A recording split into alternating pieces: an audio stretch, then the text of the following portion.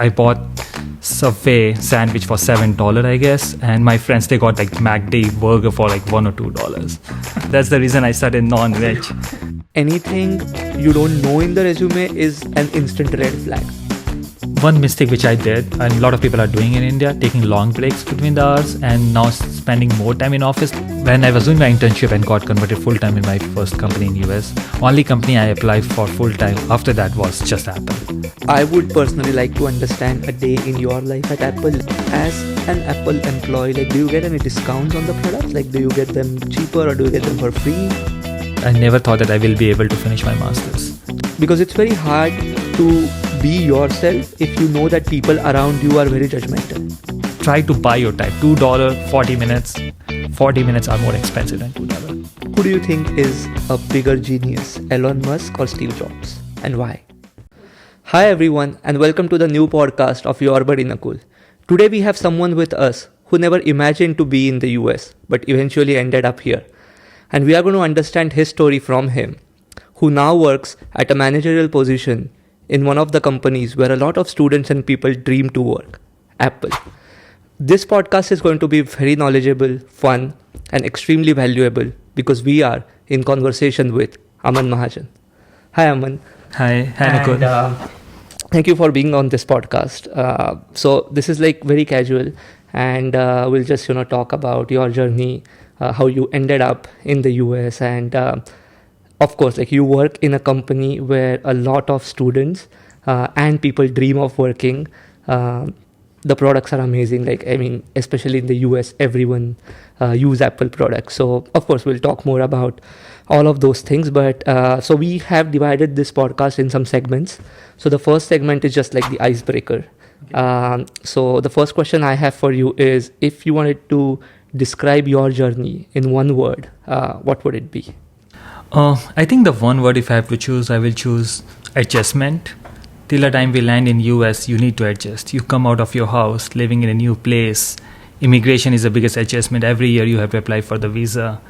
At work, when you go from school to work, office, that's adjustment because new environment. Then you switch the job, there's adjustment. So I feel like one word is adjustment for me.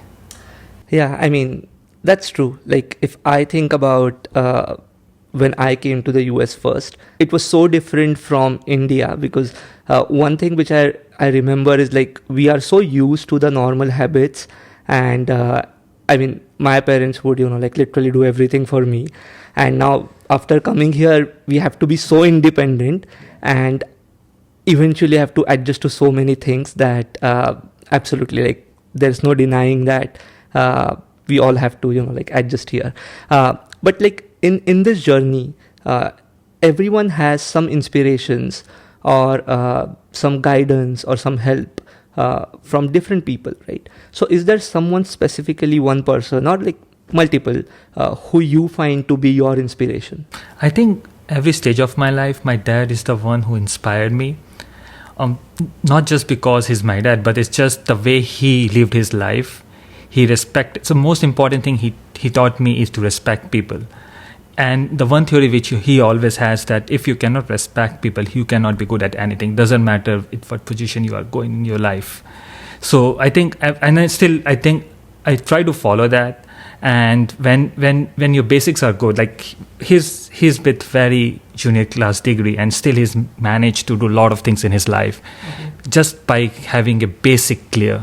So I think I still try to lead my life in such a way that every time when I'm trying to do something new, working for Apple or doing something else, I try to keep things very easy and try to work on the basic. Yeah, absolutely.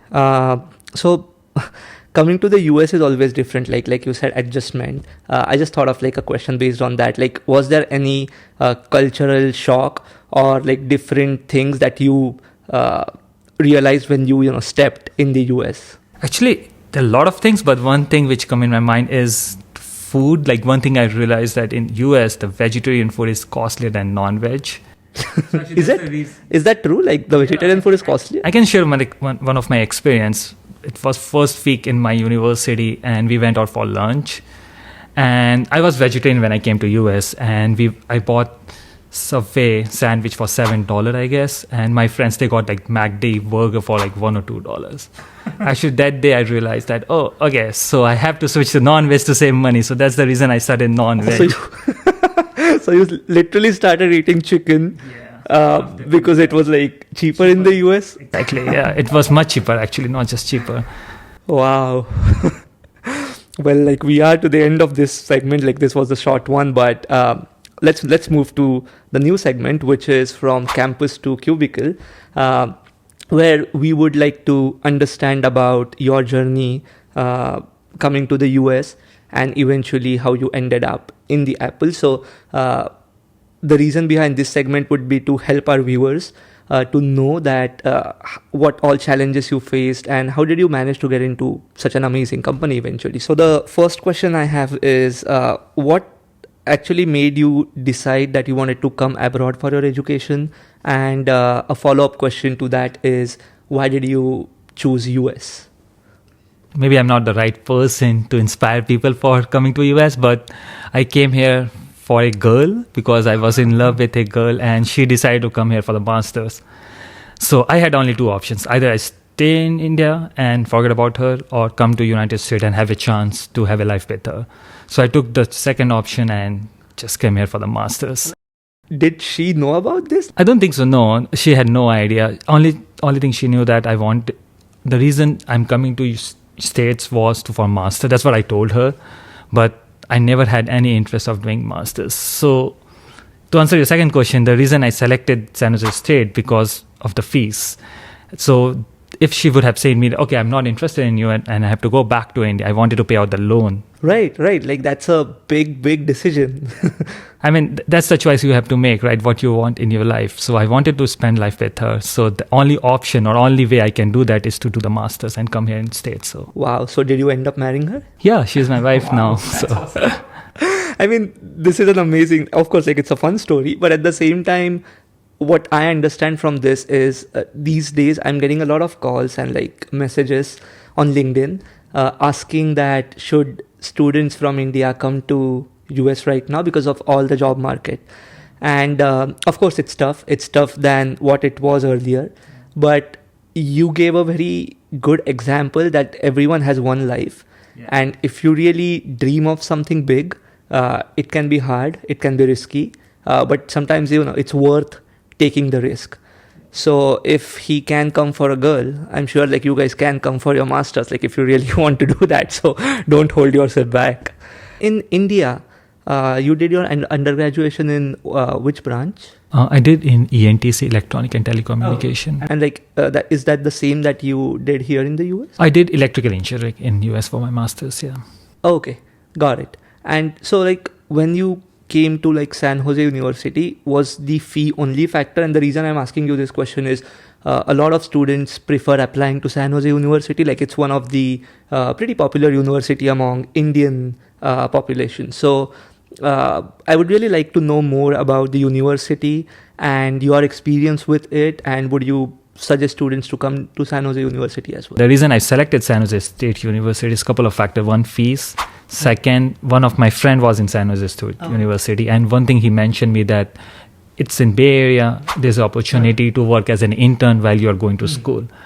And I'm going back to the story which I just mentioned a couple of minutes back. The girl, if she would have not agreed to marry me, then I wanted to pay my loan quicker, right? So I wanted that internship. So that's why I said all factors like allow me to select San Jose State. And I think I'm pretty glad I did that. They have really good electrical engineering course. They are professors which are really working in the industry. So they are not teaching something which is not applicable in the industry. You know what I mean? I mean that they are trying to keep everything related to the real world. Right. I mean, this is one thing which I've also heard a lot, that the professors who teach at San Jose University are like, they also work in companies as well.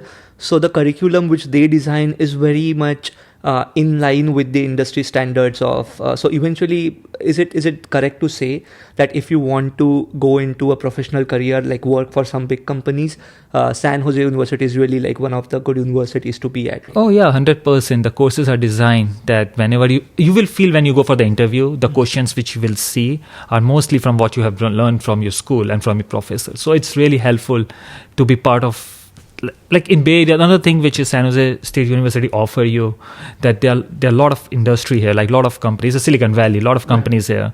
So you can be part of lot of different programs which is going on, different programs. Like I can give you one example here, that when I was in school, I used to go for an National Instrument Lab View session, and because of that I got my TA in school, and because of that TA I got my internship, and which got converted in full time. So just because of meetups happening in a different organization or different company can lead you somewhere you really want to be. So it's a really nice place for a technical person to be part of the family, the big technical Silicon Valley family.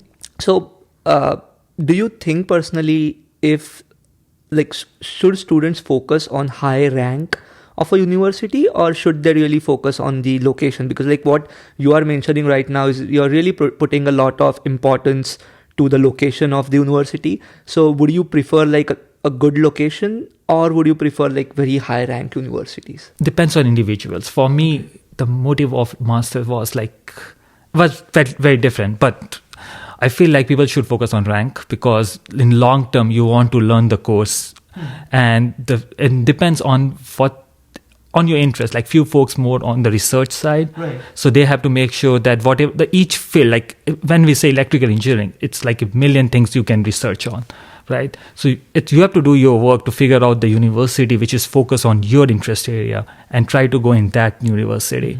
Doesn't matter in which part of US or which part of world that university is.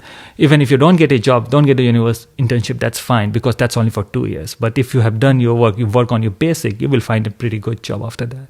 So talking about your job, like from your campus to Cubicle, that's what this segment is. How did you end up getting an internship? Like, was your first internship in Apple or like somewhere else? My first internship was in Synaptics. Okay. Yeah. So like, how did you ended up getting that? Like, did you apply a lot? Like, what tips would you give to the students that how should they find their first internship? I did my master's in 2013 to 15, and that time the market for electrical engineering job was very tight. It was very difficult to find a job for electrical engineer. The reason I got the internship in Synaptic, because they were looking for a very specific skill, LabVIEW. And in India, I worked on that tool for 4 or 5 years, and I was a certified developer for that. Okay. And I had my electrical engineering going on in San Jose State. So they needed actually someone with electrical engineering background who can work on that tool. One of the main questions, or the important question a lot of students have is it important or is it necessary to have some experience in India before coming for the masters?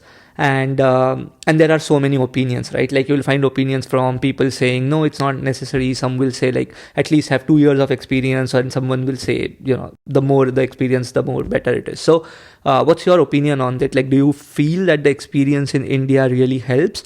Of course, like York is, let's say, just one of the case, but I'm sure like you have so many other friends and so many other people. Even at Apple, you now hire people, right? So do you really think that having an experience back in India helps? I think first of all, people need to understand why they want to do masters to answer that question, because some people are really focused on one particular field, right? They know what they want to do. For them, I don't think they need any experience, because they are pretty clear what they want to do in their life, what field or where they want to research, and what type of work they want to do for entire life. For them, after bachelor coming for masters make completely sense, because they can continue on the field where they are more interested in. People like me who don't know what exactly they want to do, for them it's very important to work in India, to get the industrial experience, to understand and get some time and get some exposure among working with the different people in India, to know what exactly they want to do, and then try to do the masters on that side. Makes sense. So you're saying it depends on the priority, or like the what exactly the student wants to do. You then, I understand, first work like intern for a company, and then you move to Apple, right? So coming to a question, eventually you moving into Apple, did you practice anything specific? Like, how was your interview? Tell me about, tell us more about the experience of your interview. Did you specifically studied something different? Was that interview difficult or same with, let's say, the other companies? I think doesn't matter it's Apple or other company, that when we go for the interview process, the most important thing is basics, right? Okay. When you sit in the room and someone is asking question, they know that you don't know everything, right? But if you don't know the basic, that's a red flag for any interviewer, right? So you have to make sure you are working on your basics. If your basics are clear and you have decent communication skill, presentation skill, I think any company will hire you, because that's a basic 3 pillars for your. And another important thing is teamwork, because when you go in university, when you are working on the project, you are just by yourself working on it. But when you are part of the team, it's very important that you are working in a group, right? So every company look for that skill, that you are team player, you can communicate, because you cannot work in a team without good communication skill, and your basics are clear.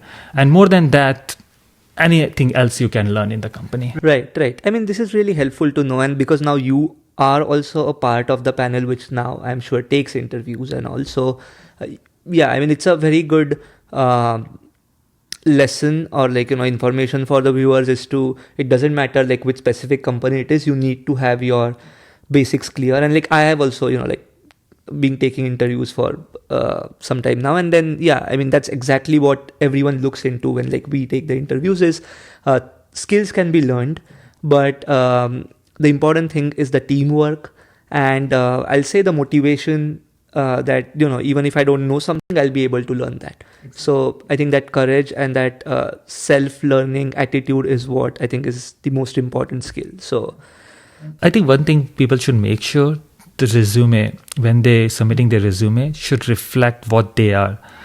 Okay. What I mean that you should not mention something which you have done 20 years ago. If you mention something in the resume, you should know tip of your hand, because that's your mirror, that's your face in the interview, right? If someone asks you a question, if you're not able to answer, then in 30 minutes they don't have any motivation to ask you more, right? Absolutely. So it's very important. I can't agree more on this point, because this is exactly something which I believe the same. Your resume, I feel, is the best opportunity you have, because that's the first thing the interviewer would take in his hand, and then try to ask you questions. So anything you don't know in the resume is an instant red flag, and it's also your chance of putting good things on it, which you have really done, which you want the interviewers to ask you, so that you can explain in more detail and depth. So absolutely. One more last question of this segment is as compared to the work culture of India and the US, because you have worked in both the countries now for a pretty good time. What differences do you find? And there are so many opinions all over the world and internet with this, right? And one of the opinion which everyone is hearing is the work culture of the US is very good as compared to India. In India specifically, you have to put in long hours. Sometimes the credit is not given to you. There's a lot of politics. So I mean, there are so many opinions and all these things, but what's your opinion, and what's your experiences personally of working in India and in the US? I think, I don't know about other, but for my 2 years of experience in India, I feel one mistake which I did, and a lot of people are doing in India, taking long breaks between the hours and now spending more time in office. If you come office at 10 o'clock, spending 1 hour in canteen, and going for lunch, spending 2 hours, and 4 o'clock again going back to canteen. You have to spend other 5 hours in the office to finish your work. So you will be there till 9 o'clock, right? In US, we are more disciplined. We just go to work, take break for lunch, and again back to work and go home at 5:30 or 6 o'clock. But the point is discipline, the lack of discipline in India. And actually, I was lucky. I was working for Honeywell in India, and I was lucky that I didn't see any politics. Everything was very same as US. Actually, Honeywell is a US-based company, so maybe that's why. But I haven't seen any politics. Actually, I'm lucky. I haven't seen any politics in entire life. I work for 3 companies. I never seen any politics. So in that sense, I feel I'm lucky. So I've also worked back in India and here, but I worked for a startup in India. I have worked long hours and even weekends, and without a pay. I mean, pay as in for the weekends. But one thing which I always say openly is whatever I do here, it's because of the work I did back in India, because I learned so much. Yes. I didn't earn enough. I earned very less. But one thing I feel is people here are pretty strict on timings. I've seen people, leaving offices exactly at 5.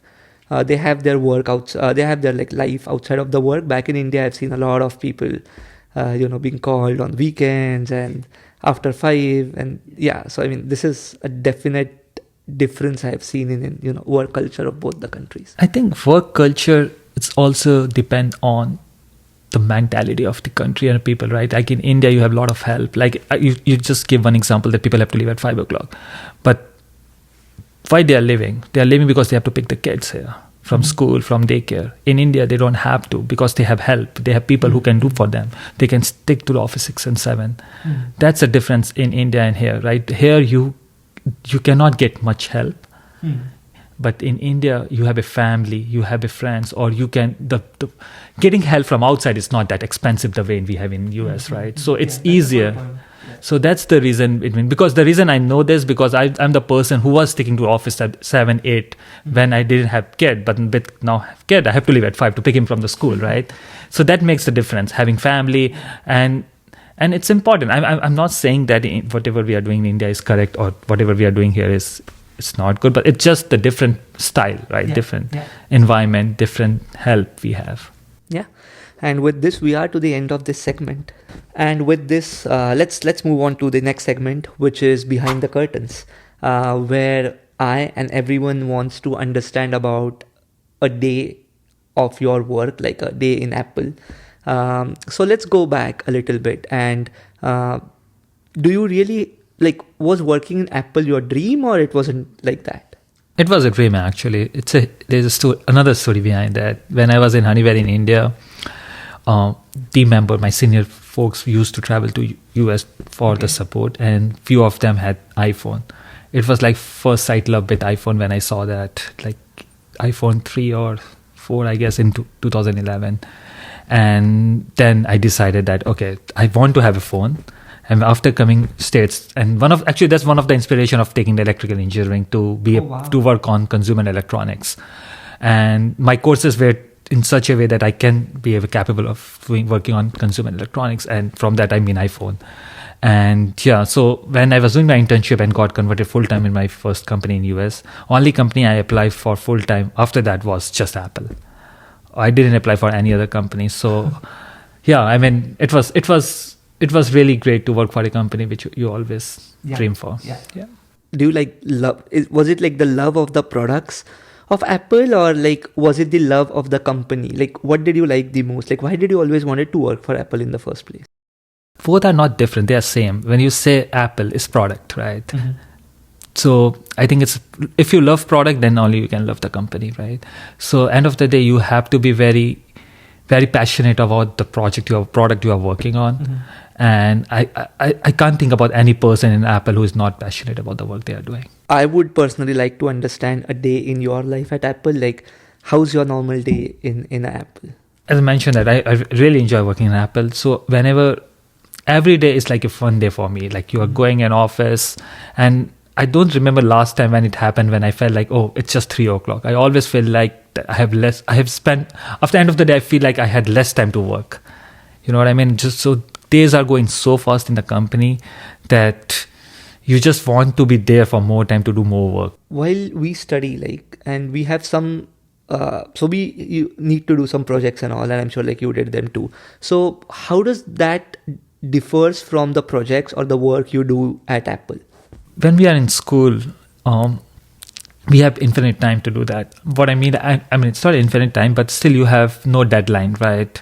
Deadline in the sense that you don't have to deliver the project. The quality of the work is not getting released to the customer. So you are the only one who is testing, or maybe other person in your team. Mm-hmm. But when you are working in any company, not just Apple, but your product is going to be used by 1 million people. Mm-hmm. So you have to make sure that you are looking at the corner of it. In grad, you are just working with 1 or 2 person. Now you are working with maybe 50, 60, 70 in different global times. So your teamwork come into the picture here. You have to make sure that your communication are in place so you can communicate with them. Many people are from different places. They have a different first language. So that's another barrier you have to handle.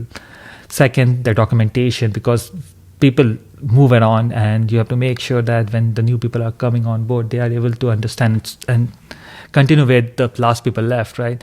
So doing grad is something you do, try to make things work, but doing the project in any company means that you are serving and bring the happiness. So you have to make sure you are not leaving any gap in your product. Yeah.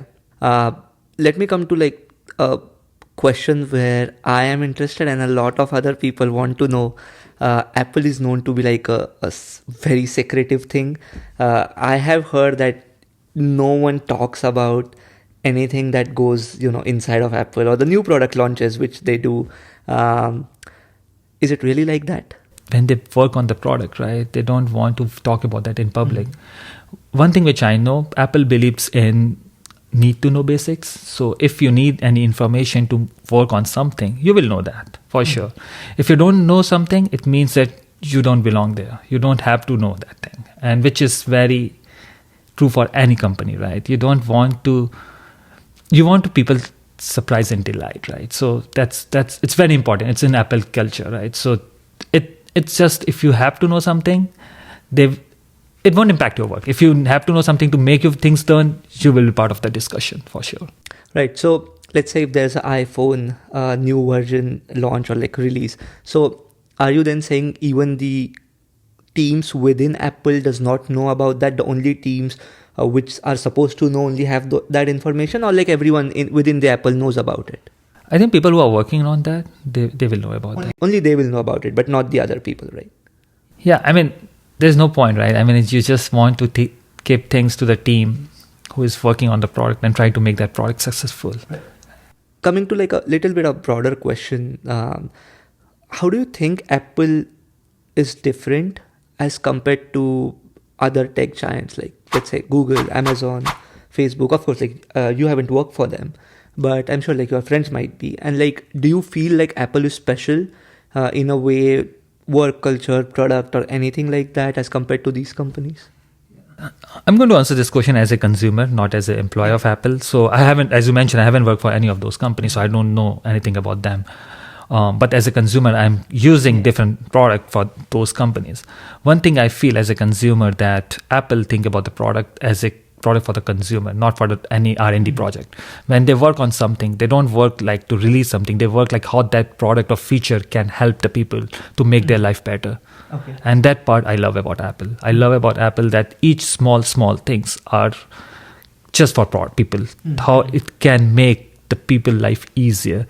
There are millions of examples. They're like coming with the different fall watch detection, SOS when people are hiking, or if you think about the new feature they launched on AirPod where the hearing had that was like a life changing for the people who cannot hear, right? They can just use the AirPod, and it's on shelf product available for the help, right? Which was not there before. So which I feel like this is the greatest part of Apple, how they always think about people. Any specific product of Apple which is your favorite? iPhone. Yeah. And like, as an Apple employee, like, do you get any discounts on the products? Like, do you get them cheaper or do you get them for free? We get employee discount. And with this, we are to the end of this segment. And the next segment is Confession Booth, which is we will understand about your journey, your challenges, and how did you came out of those challenges, and what were your learnings from that. So first question is, what thing you felt that you were incapable of doing, but eventually ended up doing it? If I have to pick one thing, I think I never thought that I will be able to finish my master's, to be frank. Oh, really? Yeah, my English was not pretty good. And when I came US, actually I used to record my lectures I was not capable to understand what exactly the professor was talking in this class. I used to record them, and after coming back to my room, I played them and tried to learn. So initial first couple of months, I was so disappointed. I was like, why I did that? Maybe I won't be able to finish my master's. But yeah, eventually it improved with time, with efforts, and yeah, I finished my master's, but actually with pretty good, a decent GPA, but yeah. Yeah, I mean, this is such an amazing learning. I mean, I would have never thought of someone would actually record the lectures, come to the room and then, like look at them back again. So definitely, like, and that's exactly why this segment was like, we always see the destination, but we kind of tend to miss the journey. So we eventually see like where someone lands or like where someone ends up with. And but there are so many sacrifices, so many challenges in the journey.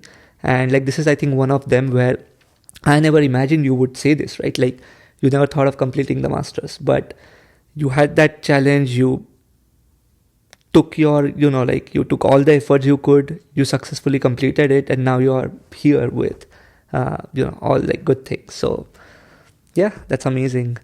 So talking about this thing, let's go a little more deep into failures. People usually don't like to talk about it, but one thing which I feel is changing with the new generation is the new generation is very open and very less judgmental about things.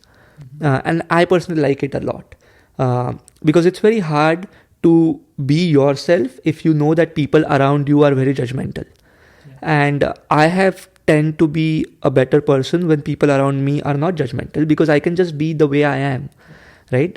And one of the factors of that is to talk more openly about the failures, because it works in two ways, at least for me. One is I get more confident when I am being, like very honest that I did this wrong, I failed, I learned, and I moved on.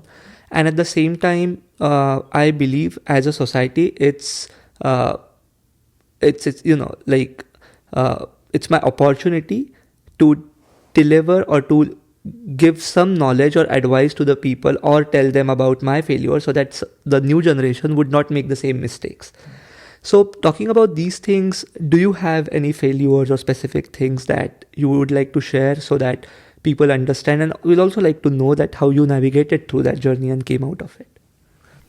As you mentioned, right, we always fail. It doesn't matter when you are in school, you are working for a company, or in your personal life, you always do something wrong, or you can call it as a failure for that period. But I don't have any specific thing in my mind, but of course I fail like every time, and I learn it. And only thing which I always want to make sure, whenever we are failing or we are not able to do something, we are learning from them, and we are not repeating that. Failure for the first time, actually it's not a failure, it's just the first step for learning. I never see that as a failure. You don't know that, you are trying first time, you are learning it. The real definition of failure is if you do something wrong and you repeat it. And I can say that I don't do that. So I don't try to repeat the same mistake again. If I did something wrong, I will learn it and try to not to do that. So basically you're saying that it's okay to fail, just acknowledge that, understand why did you fail, and not repeat it. In fact, you would not even say that it's a failure, right? You would just say that it's like a mistake, which will eventually help you to learn, right? What's one worst advice someone gave to you after coming to the US? I don't think I've given people a chance to give me advice, but one thing I have observed during my masters with my friends or people around me, that they were trying to save a couple of bucks. And I mean, the choices they had to save time versus a couple of bucks, they choose to save a couple of bucks. One thing which I want to give advice to people who are trying to do coming here for the masters, that you are going to spend thousands of dollars for your masters, but you have to look at the long term. Long term is to make money, right? You go to work for some company. So the amount you are going to spend for a master is not even going to be like 1% or even like fraction of the money you are going to earn. So invest on yourself. Don't try to save a couple of bucks. Invest on yourself. Try to learn. If you save 40 minutes, just think about how much thing you can learn at 40 minutes. You can practice for 40 minutes, something on your coding. If you're a software engineer, hardware, you can practice the PCB design or so other things, right? So try to give priority to your learning. Try to buy your time. $2, 40 minutes. 40 minutes are more expensive than $2. So try to buy your time, not money. Yeah, that's a great advice. If you could go back in time, what's one thing that you would like to change? It depends how back we are going here. You can go back. If I can go back really, I would have worked on my English, and I think that would have given me better age to go more higher in my career. I feel like the thing is, right, if I'm working in office, so that's not, the English is not a problem because I'm good with my technical things, so that's not a problem. The problem come up when you are outside the work, you are meeting people and you don't have common thing to talk about. That's the bottleneck. So I think I'm working on it. I'm trying to improve on that side too, but this is something I feel like I would have done better before, which I didn't invest my time and energy to do that. Awesome. And with this, we are to the end of this segment. Thank you so much for sharing all your failure challenges. It's really valuable for personally me and to all the viewers. All right. So let's move to the last segment of this podcast, which is the rapid fire. If you just have to eat one dish throughout your life, what would you eat? I will eat Mediterranean food, chicken bowl. Chicken bowl? Okay. If you are on an island, you have to just take 3 things with you. What would those 3 things be? Okay, so what I will do, I will take phone, stove, and bag of rice. Okay. If you have to rank these 4 companies in terms of innovation, Apple, Google, Microsoft, Tesla. I think I will rank Apple and Tesla 1, then Google and Microsoft. Okay. Who do you think is a bigger genius, Elon Musk or Steve Jobs, and why? I think in terms of innovation, Steve Jobs, business mind. I think I will say in every term Steve Jobs, because Steve Jobs did something or developed some product which was not existing. And I think that was building something like, example, iPhone, iPad or iPod was something people never imagined in that time. Yeah, I mean, Steve Jobs is one of those like leaders or like I like a lot. Like I keep on looking at, like seeing his videos, like the vision that guy had even so many years back was just, like amazing. If you had not done engineering, what else would you have done? I never thought about that. I think the only time I remember that always wanted to be an engineer. So seriously, I don't know. I never thought about that doing something else. Okay. If Apple invents a time machine where you could go back, what would you like to go back and see or do? I know it will sound funny, but I will just go back to my son's first year again, because I think that was the most fun year I had in my life too. What's that one advice your parents gave to you which you still remember? Just be yourself and respect others. Okay. What's that one habit that you feel has helped you a lot in your personal as well as your professional career? I think to know my limitation, know my tools, what I'm dealing with. And I feel like if you understand how much limitation you have, like in terms of job, if you know your skill, then it helps you to find the right position. And if you know your tools, then it's better. It's easier for you to fight whatever scenario you are in. And so let's come to the last question. If you had to swap your life for one day with someone, who would that be? Anyone from the world. Yeah, actually, I'm very passionate about cricket. So if I get chance to live one day, I would love to live like Virat Kohli. Virat Kohli? Yeah. Okay, so you like Virat Kohli more than Sachin Tendulkar? I do actually, yeah. Okay. I actually like my favorite cricketer is Yuvraj Singh, but yeah, actually, if I have to change my answer, I will go back to Yuvraj Singh. I would like to live my life like Yuvraj Singh. Yeah. Awesome. So with this, we are to the end of our rapid fire round, and we are also to the end of this podcast. Thank you so much, Aman, for being here. Thanks for having me, man. It was great. And we all learned a lot from you and your experiences. So if you guys like this, do comment, share, subscribe, and see you in the next podcast. Thank you.